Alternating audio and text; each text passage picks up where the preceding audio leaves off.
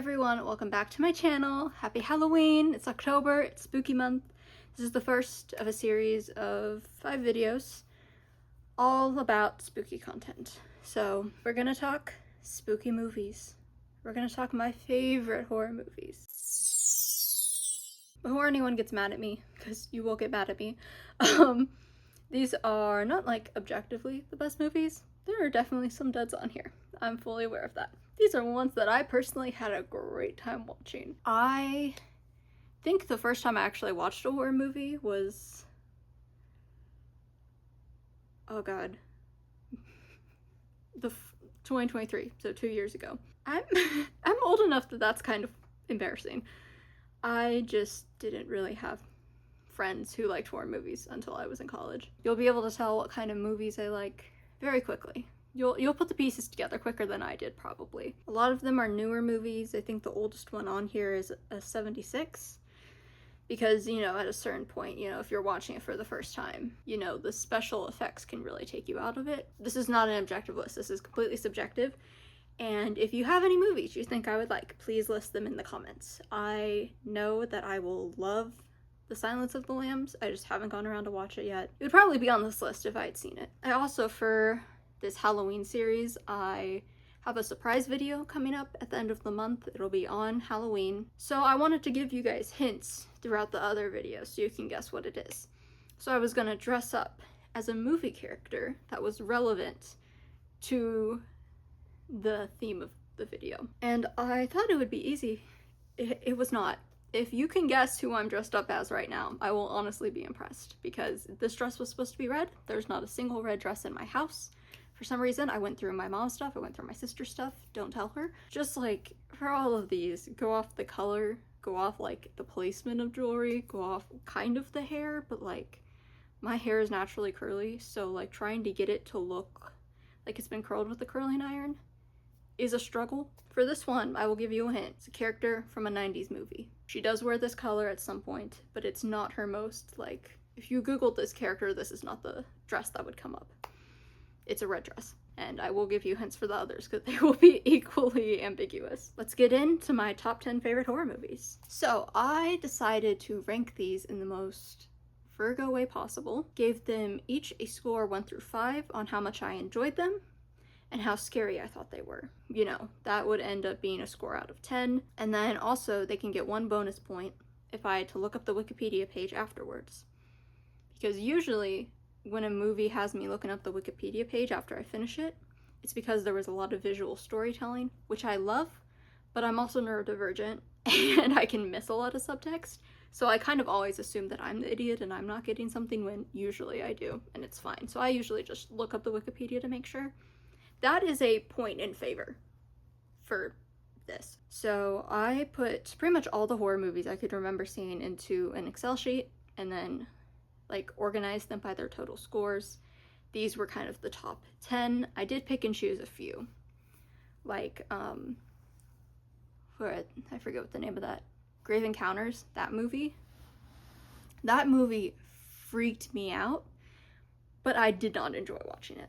So I got a 6, which is like a relatively high score, but I didn't want to talk about it because I honestly don't remember anything except being viscerally grossed out. So we did pick and choose a bit to get 10. Number 10 on the list is a movie that scored a 5 for how much I enjoyed it, a 1 for how scary it is, and had no extra point. And that is the first Scream movie, which came out in 1996. One thing about me, I hate slashers so much. They're the Marvel movie of horror movies. They're only supposed to be entertaining, and I don't like them, so they don't entertain me. So they're not even serving their whole purpose.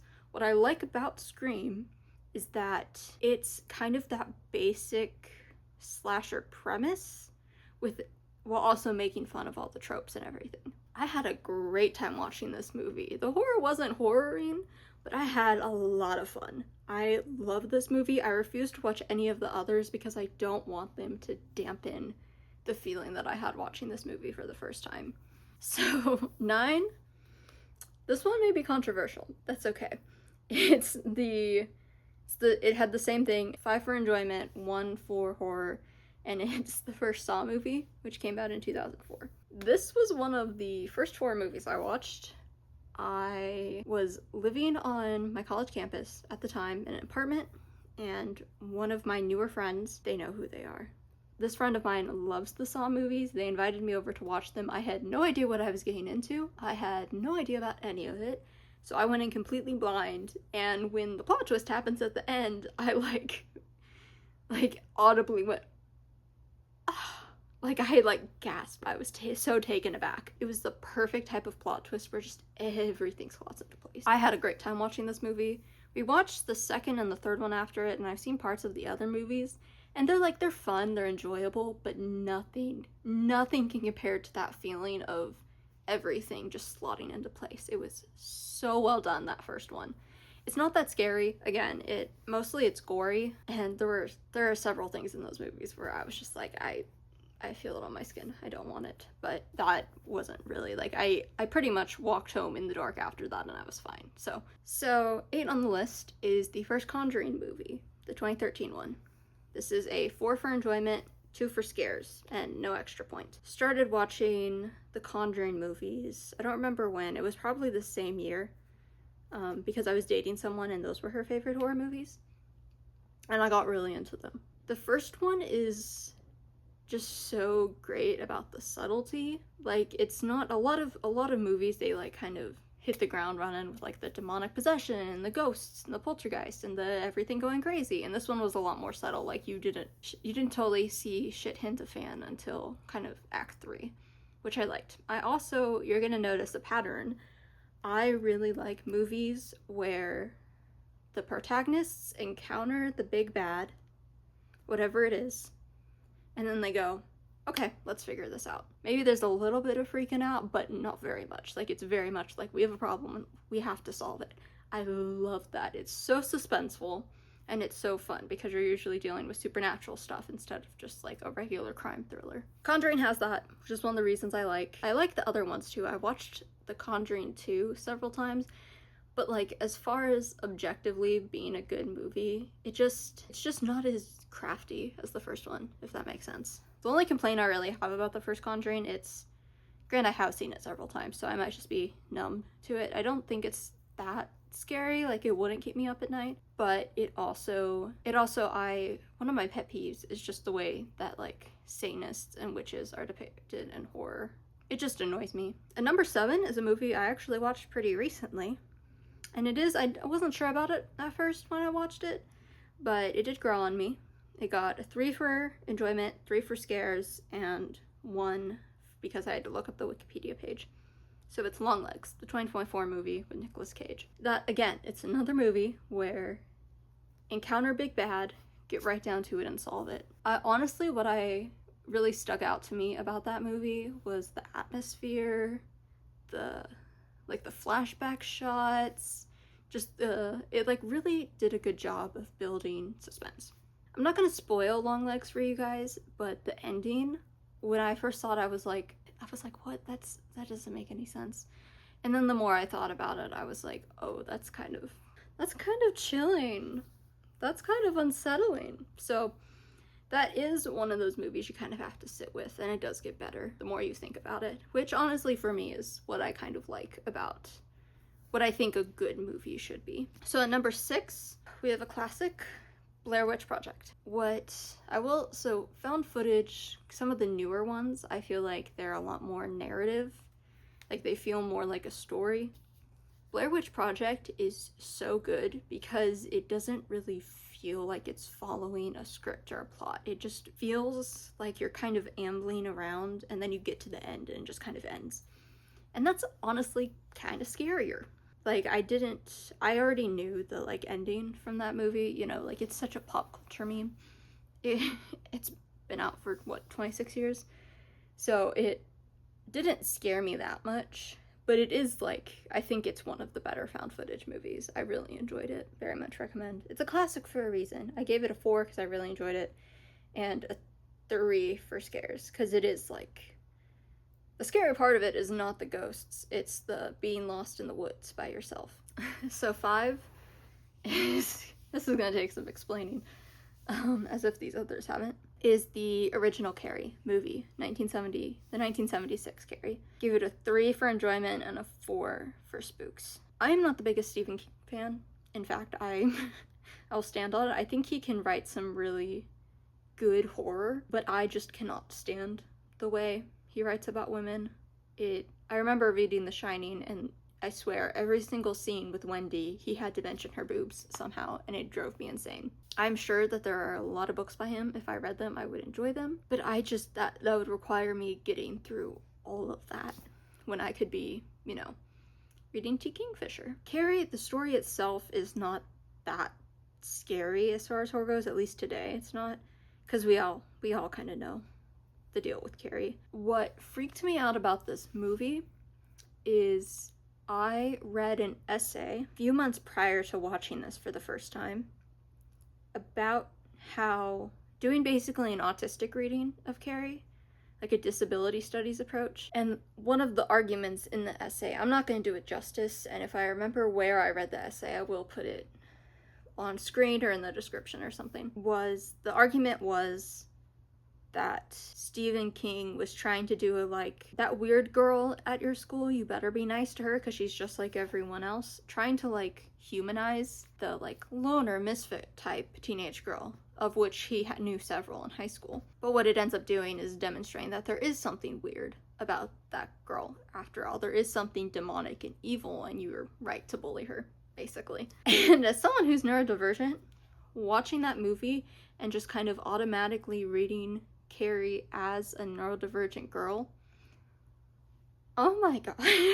I think I ugly cried after I finished that movie. It's not good in that way. It is a horrible message about neurodivergent folks if you're reading it that way, which I was, but it was weirdly cathartic.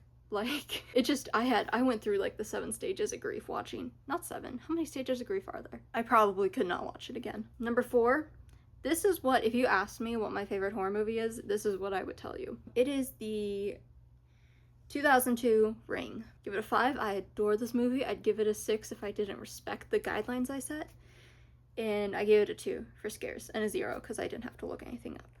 I love The Ring so much. I watch it every year on Halloween. Just the investigation of it is just... First time I watched it, I was on the edge of my seat. I was so into it. I need to watch the original Japanese one. I know I'm gonna be so into it. The minute that she's like, oh, okay, I'm gonna die in 7 days, let's get down to it. She is hidden all her experts, she's in the library, she's on a ferry out to the island within a couple of days. She gets right down to it. I respect the hell out of it. I love it so much. And whatever, the actress who plays Samara, the big bad, she is also Lilo from Lilo and Stitch, and Chihiro in Spirited Away. Big year for her. 2001 and 2002, she was writing checks everywhere. Love her so much. There are things whenever I watch Ring where I'm like, that didn't age well. This was so clearly written in 2002, but it doesn't ruin it for me. I still have a great time watching it. Number 3, we have another fairly recent one, which I actually watched with my sister recently, and she was not as into it as I was, is Nope, the Jordan Peele movie that came out in 2022. This movie, again, they're like, we think there might be aliens. Let's set up surveillance and figure it out. It's so good. It's so good. The ending is so good. Keke Palmer is great. I don't remember what the actor who plays OJ, what his name is, but that character is great. The horses, snaps for the horses. I don't want to scare them. I love Jordan Peele movies. He is such a great storyteller. Get Out was number 11 on here. That one's also a really good one. Number 2, so Autopsy of Jane Doe. This one, I thought this movie was just going to be really gory. It ended up freaking me out a bit. It's an investigation, and one of the things I love about it is the moment that there's supernatural stuff going on. They try to get the hell out. They don't, because it's a horror movie, but they try. They do the right things. It doesn't matter. And that is one of the scariest things in a horror movie. I did have to look this up just to kind of confirm, because kind of the second half of the movie, everything that happens is kind of an acid trip and it isn't real. Very entertaining. I learned more about autopsies than I ever need to know. I'm not sure I could watch it again. There's some parts of it that are just so gross. But it is very good, and I was like locked in beginning to end. Number 1 on the list, big surprise to no one, you know, I think this is generally considered to be a very good horror movie, is Hereditary, the Ari Aster movie. I went into this movie blind, and honestly, if you can go into a horror movie blind, I recommend it. I feel like if you don't have any expectations, then when the movie is really good, it really just like knocks the air out of you. Like, it is such a good feeling, and I try to go into horror movies blind as often as I can. So this one got a 5 and a 5 and a 1 because I did have to look it up because of the ending. If you've seen it, then you probably know exactly what I'm talking about, because I was like, there's no way, right? There's no way. Incredible use of visual storytelling. So messed up. So messed up. I guess it would be the storyboarding for this movie is so good. Like when how can I explain this scene without spoiling it? When the son comes in and leaves the car out, and it's like fully focused on him, and then the mom goes out to the car, and you can hear her start screaming. I was not okay watching that. This movie was the perfect amount of like, has me locked in and like a little freaked out, but like kind of a deep, unsettled type of freak out. Not like I was grossed out or it was extremely upsetting, because you have to reach a balance with a lot of horror movies where, you know, like depending on what type of horror you're going for, like I can't do body horror. It just grosses me out. It makes me want to vomit, and I don't have a good time. But this one unsettled me, but I also had to know what happened next. I think I had to watch a lot of food cooking videos for like an hour after finishing this movie before I could go to bed, because I stupidly decided to watch it at like 10 p.m. on a Thursday night. I haven't seen Midsommar yet. I know they're very similar, which I think is why I haven't watched it yet. I like need to like mentally prepare myself, but I also have kind of had it spoiled for me. So that is my list of top 10 horror movies. I tried to pick a lot of diverse ones that were different from each other, but also ones that I did really like and wanted to talk about. There are a lot of horror movies I haven't seen. Again, I've only been watching them for about 2 years, and I don't really have anyone since I've been living at home that will watch them with me. So if you have any horror movie suggestions, either your favorites or one based on this list that you think I would like, please give them in the comments. I'd love to have them. I would love to have more Rex. I have a spinner wheel that whenever I feel like watching one that I'll spin. There are a lot on my list. The ones that I really need to sit down and watch are Midsommar and The Silence of the Lambs. Yeah, also if maybe movies aren't your thing, but you like horror video games or horror books, I also like horror video games and horror books, so you can also let me know your favorites down there. Have a conversation. Let's talk horror. And also you can like try to guess who I'm supposed to be. If you have no clue, that's okay. I'll try to do better next week, but this is what we were working with. But yes, next week I think we're doing Halloween crochet. Unless I changed my schedule. But it should be Halloween crochet. I already have my yarn. So come hang out with me next week, see what your hint for the final episode is that week, and make something with me, and we'll have fun. Thank you so much for watching, and I'll see you guys next week. Bye!